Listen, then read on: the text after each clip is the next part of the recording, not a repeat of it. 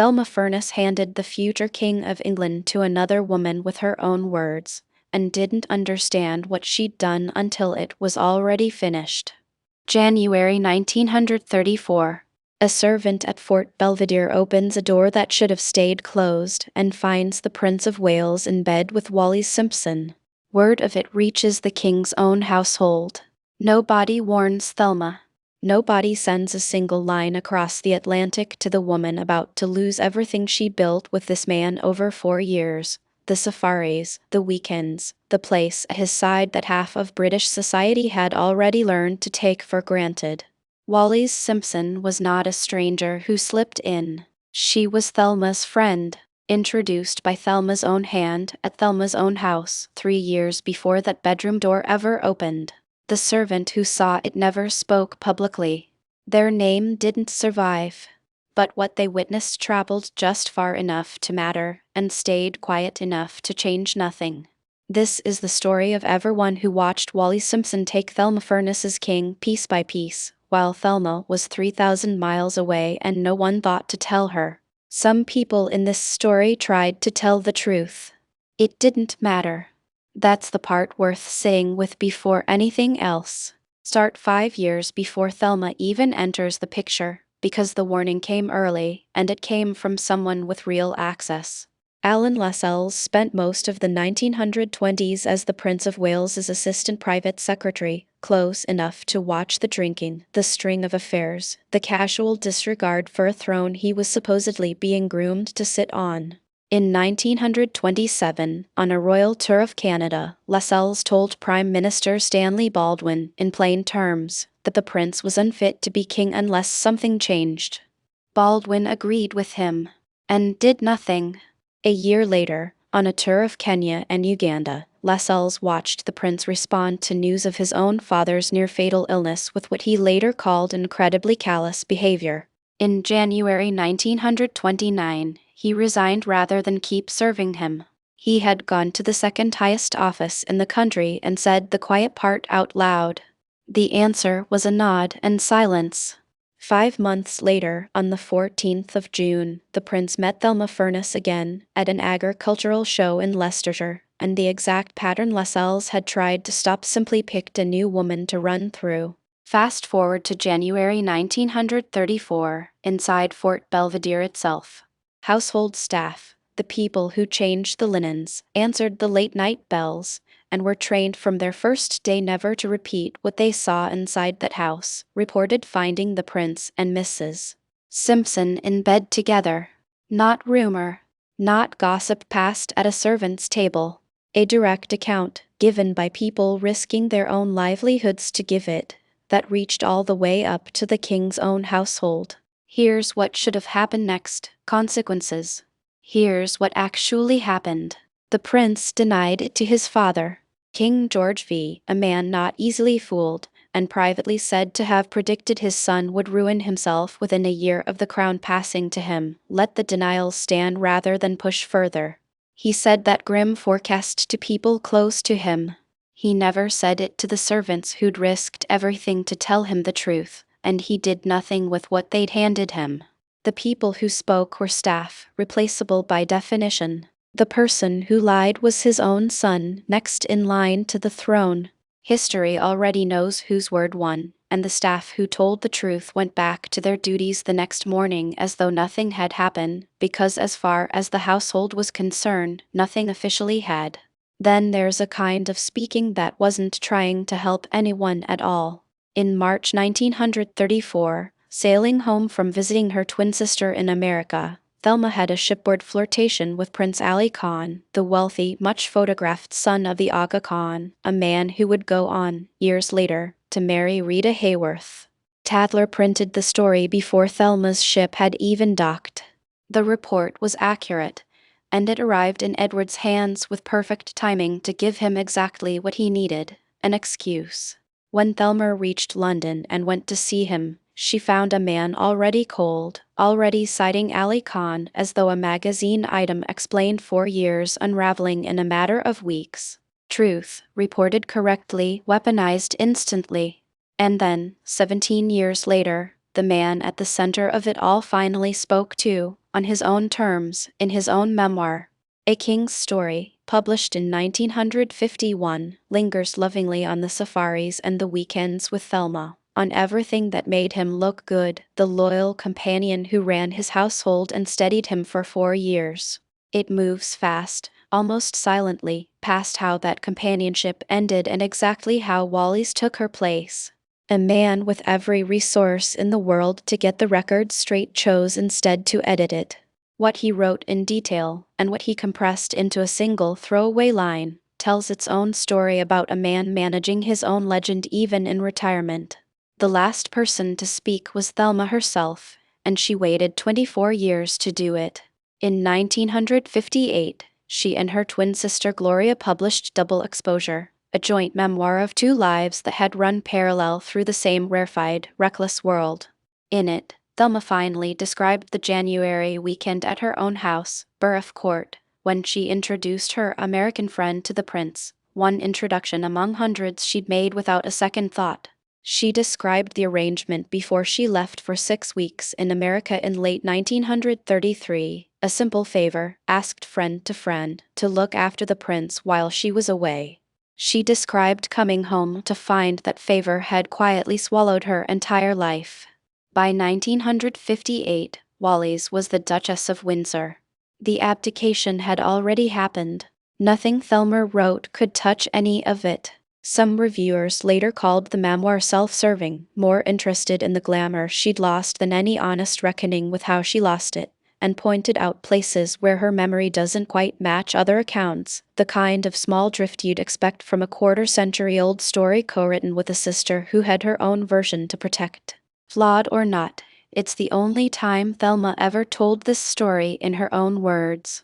End of every voice in this section, the courtier managing his career, the journalist chasing a headline, the ex-king protecting his legacy, she's the only one who spoke with absolutely nothing left to gain. 5 people spoke the truth in this story, in 5 completely different ways, at 5 completely different moments, and not one of them changed the outcome. That's not an accident. That's what happens when truth arrives without power standing behind it. Now meet the people who saw exactly as much, and decided saying nothing was safer. Ernest Simpson is the obvious place to start, because his silence is the strangest of all. A shipping executive, American-born but a naturalized British subject, he was married to Wallis through every stage of her rise into Edward's life. The invitations, the house parties, the unmistakable warmth building between his wife and the heir to the British throne. He never confronted the prince. He never confronted Wallis, not in any way history recorded.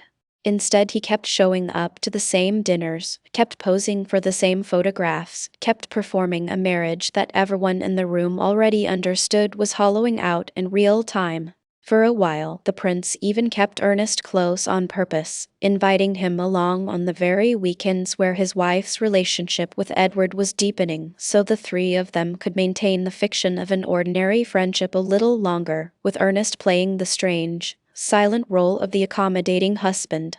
Some historians call it complicity. Others call it survival math, a man with his own social ambitions, calculating that a scene would cost him more than staying quiet ever would. Either way, his silence held for years and ended in a quiet 1936 divorce that cleared the last obstacle between Edward and a crown he'd eventually give up anyway. Ernest remarried almost immediately, to Mary Kirk, a childhood friend of Wallis's, inside the very circle that had watched the whole thing happen. He never spoke publicly about any of it again. Then there's Consuelo Vanderbilt Thaw, whose silence is quieter because her role in this story is smaller, and more consequential than anyone could have predicted at the time. Married to Benjamin Benny Thaw, an old friend of Wallis's from her Navy years in California, Consuelo was the one who first brought Wallis into her sister's social orbit, the connection that eventually put Wallis in the same room as the Prince of Wales.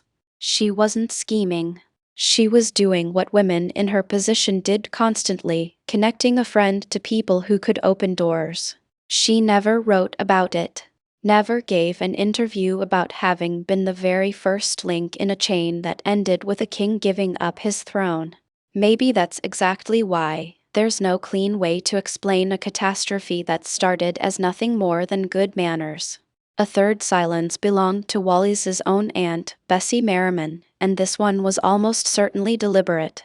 Widowed young, back in Baltimore, Bessie had spent decades as the steady presence in Wallis's life that her own unstable childhood never gave her. She was in England for private moments in this relationship that no one else witnessed. She was the only family member who attended Wallis's wedding to the former king in 1937. By every account, she was the person Wallis trusted with things she told no one else, including, biographers say, her own private admissions about ambition. Aunt Bessie lived to be nearly 100. She never wrote a word of what she knew.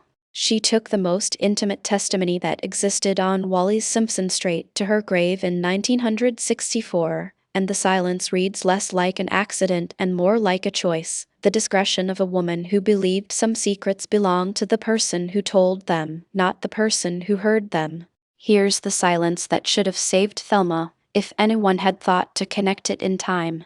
Before Thelma, there was Frida Dudley Ward, the prince's companion for 16 years, so entrenched that Winston Churchill once remarked on how visibly devoted Edward seemed to her. In the spring of 1934, while her daughter recovered from surgery, Frida realized weeks had gone by without a single call from him. She rang St. James's Palace herself. The switchboard operator on the line had spoken to her nearly every day for years. This time, she had something terrible to say. The prince had given orders that Frida's calls were never to be put through again. 16 years ended by a stranger reading out an instruction. The operator didn't choose that cruelty. She delivered it, and then vanished from the record entirely. No name, no further trace, just the last voice Frida ever heard connected to a decade and a half of her life. It happened to Thelma almost exactly the same way. A few years later, a different mechanism, the same shape. Access simply switched off, no confrontation, no explanation owed.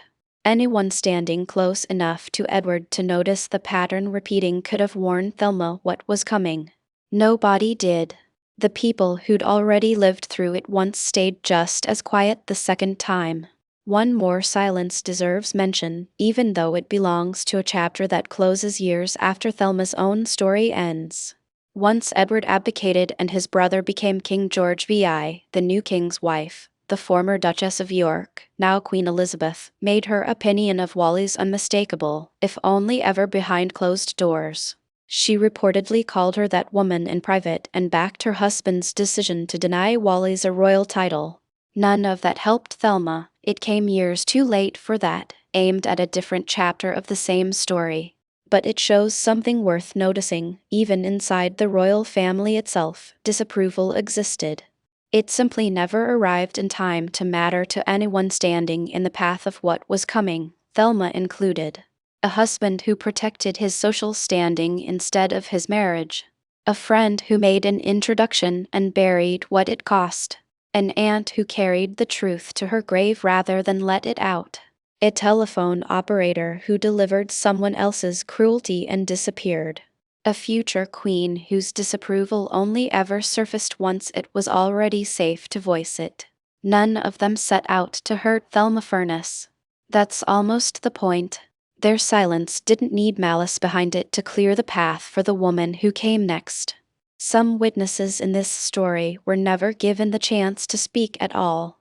Nobody ever came looking for what they knew. Start at Burgh Court, the night of January 10, 1931, the exact moment Thelma introduced Wallis Simpson to the Prince of Wales. Somebody set that table. Somebody carried drinks between the drawing room and the terrace.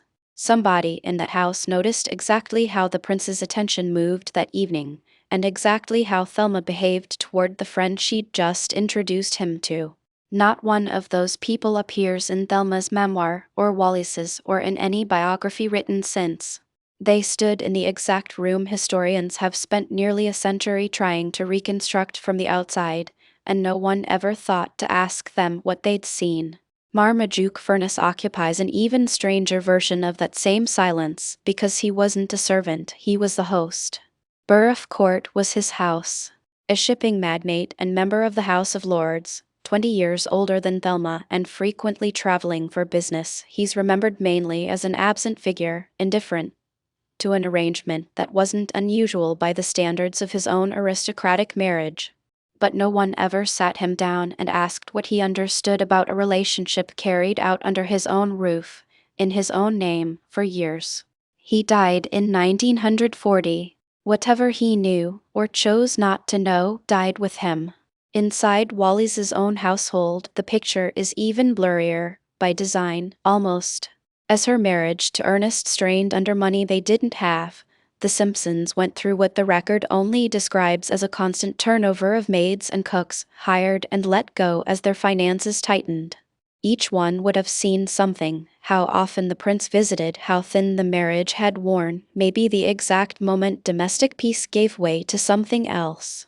But none of them stayed long enough to see the whole picture, and none of them were considered important enough at the time for anyone to think their account was worth preserving. The instability that broke the marriage also erased the only people who might have documented it from the inside. If you're the kind of person who wants the version of history that includes the ones who set the table and answered the phone, not just the Thelmas and the Wallises everyone already knows, this channel exists for exactly that. Subscribe, because there's a witness like this buried in almost every story that's ever been written by the people who came out on top. Then there are the children. Thelma had a young son, William, born while all of this was unfolding around her, a boy who would one day inherit his father's title as the second Viscount Furness. She also had a stepson and stepdaughter, Christopher and Averil, from Marmaduke's first marriage, growing up in a house where the Prince of Wales was a fixture most weekends, first at Burgh Court, later at Fort Belvedere. None of them were old enough at the time to be asked anything. By the time they were old enough, the moment had already hardened into history, and nobody went back to a grown man to ask what he remembered about the adults circling his mother. What a child notices: a tense breakfast, a guest who stops coming, a mood that changes overnight, almost never survives into any official record. It just disappears, carried by people no one thought to interview while there was still time. Even Ali Khan, the man whose name became the excuse for Thelma's downfall, was never asked what that shipboard flirtation actually meant to him. History reduced him to a prop in someone else's story, a convenient rumor Edward could point to, without a single interview ever establishing whether Ali Khan had any idea, at the time, that his own name was about to end a 4-year royal relationship. And there's Thelma's own mother, Laura Delphine Kilpatrick Morgan, alive through every year of this, a woman remembered by those who knew the family as dramatic and demanding, with an almost obsessive eye on her daughter's social standing, who lived to watch one of her twins become, briefly, the most talked about American in British society. What did she think, watching that position slip away? Did she blame Thelma? See the danger before her daughter did? Say anything at all, in a letter, in private? No one recorded it. Every account of the Morgan household focuses on what the daughters remembered about a difficult mother. Nobody ever seems to have asked what that mother made of the one relationship that defined both their lives. This is the wall every version of this story eventually hits. The people with the least power in these houses, staff who came and went, children too young to be sources, even a man reduced to a rumor, saw pieces no biographer has ever recovered. That absence doesn't prove anything sinister. It's simply a gap. And a gap deserves honesty, not invention. Lay every account from this story side by side, and one pattern rises above all the others. The servants at Fort Belvedere spoke and were disbelieved. The journalist at Tatler spoke accurately and still caused harm. The former king spoke decades later, but only about the parts that flattered him. Thelma spoke last of all, 24 years too late to change a single thing. Meanwhile, Ernest Simpson's silence protected his standing. Consuelo Thaw's silence let her forget the introduction she'd made possible.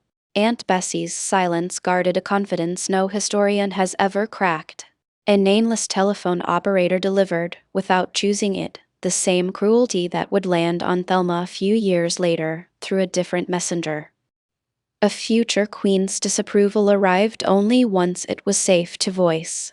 And underneath all of it, the people never asked at all, staff with no names, a husband nobody interviewed, children too young to testify, a mother whose thoughts went unrecorded. What ties every one of these accounts together isn't malice. That's the part that should unsettle you more than any single villain could. A journalist did their job. A servant tried to do the right thing and was disbelieved. An aunt protected a confidence the way any loyal relative might. Nobody had to be cruel for Thelma to lose everything. They only had to be quiet, or too late, at the exact same time, a dozen ordinary choices stacking into one outcome nobody individually intended. Notice, too, how many of these witnesses were women watching the same thing happen to other women one after another, without ever comparing notes. Frida never sat down with Thelma to talk about what happened to her. Aunt Bessie kept Wallis's confidences from everyone, including, presumably, from any version of events that might have warned Thelma what was coming. Whatever solidarity could have existed among the women orbiting this one man never had a chance to form, because the entire system, the discretion, the staff trained never to talk, the manners that made confrontation unthinkable, depended on keeping every witness isolated from every other. Separate the witnesses and no single account ever grows large enough to matter. But there's one piece of testimony that outweighs everything else in this story, because it comes from Thelma's own hand, decades after anyone could accuse her of writing it to protect herself. She wrote that before leaving for 6 weeks in America in late 1933, she asked her friend Wallis to look after the prince while she was away. She meant it exactly as plainly as it sounds. One friend, doing another a favor, with no idea what those 6 weeks were about to cost her. Every other witness in this story saw a fragment. The servants saw one night. The journalist saw one flirtation. The aunt kept one set of secrets to her grave. Only Thelma saw the entire shape of what happened to her, because she was the one who handed over the key, in her own hand, in her own words. She said it herself. She asked Wallis to look after him for her. Wallis did. There's no hidden document waiting to change this story, no single reveal that rewrites what happened.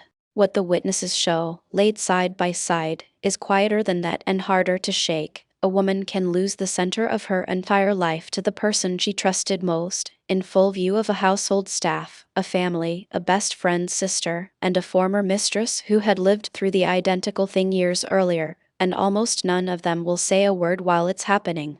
The warning existed. Lascelles had all but said it to a prime minister, years before Thelma ever entered this story, and it changed nothing. By the time anyone spoke plainly enough to matter, the woman it could have saved was already an ocean away, and the friend she'd left behind to mind the house had already stopped minding it for her. That is the last piece of testimony this story leaves behind. Not a confession. Not a verdict. Just a house full of people who saw enough, individually, to have changed something, and a silence so evenly distributed across all of them that no single person ever had to be the one who broke it.